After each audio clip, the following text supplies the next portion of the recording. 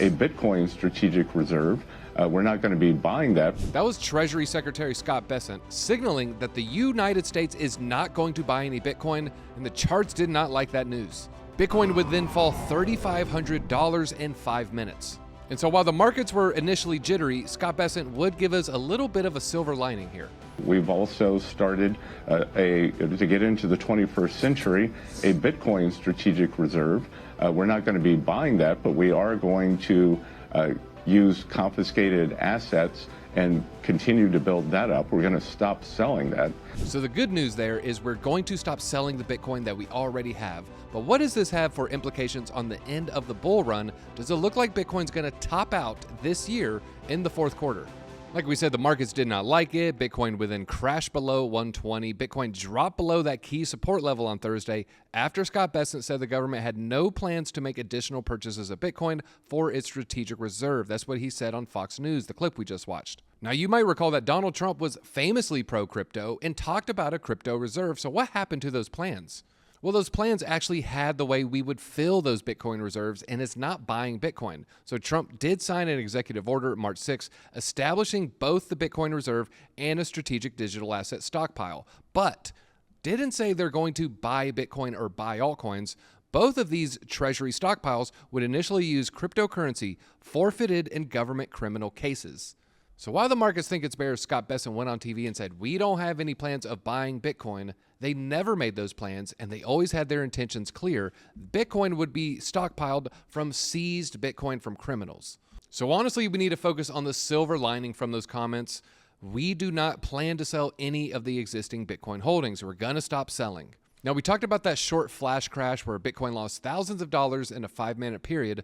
But let's talk about the rest of the cycle. Ben Cowan just made a very, very good observation. It was in this video where he identified the pattern that historically ends the bull market.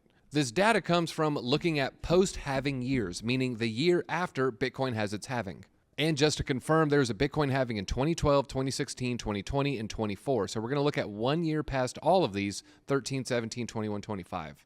Now we're going to look at the first half of his equation, then we'll let Ben Cowan say the final half where it says Bitcoin's going to top out. There is typically, in a post-halving year, starting in 2013, there is a pump in July and August, followed by a September pullback. We're looking at the 3-day chart. Now if we scroll to the next post-halving year of 2017, you'll also see nice pump starting in July, followed by a September pullback. Now let's go forward to 2021, the next halving year. Yet again, now it took off later part of July, but there is a pump in July, followed by a September pullback. Now we're going to look at the top of the market soon. Now we go all the way to 2025, and what do you know? Yet again, we are seeing a pump into July and August. Now September isn't here yet, but historically speaking, post-halving years, there is a correction every single September.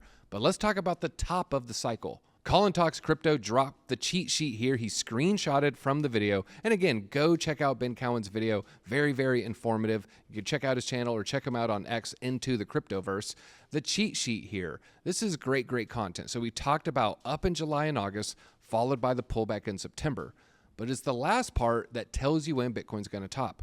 After the September pullback, there is the final rally into the market cycle top, Q4 every post-halving year. Q4 2013 was a top, Q4 2017 was a top, and Q4 2021 was a top, suggesting Bitcoin will top out in Q4 2025. Now, I will let you know what I'm going to do with my Bitcoin. So this is not me saying sell all your crypto in Q4 and walk away for 12, 18 months. This is me saying, however, that we might have a top a lot sooner than people are expecting. So I'm DZ for Discover Crypto. Do not let Secretary of Treasury Scott Bessent fudge you out of your bags, because hopefully I'm going to see you and your Bitcoin at the top.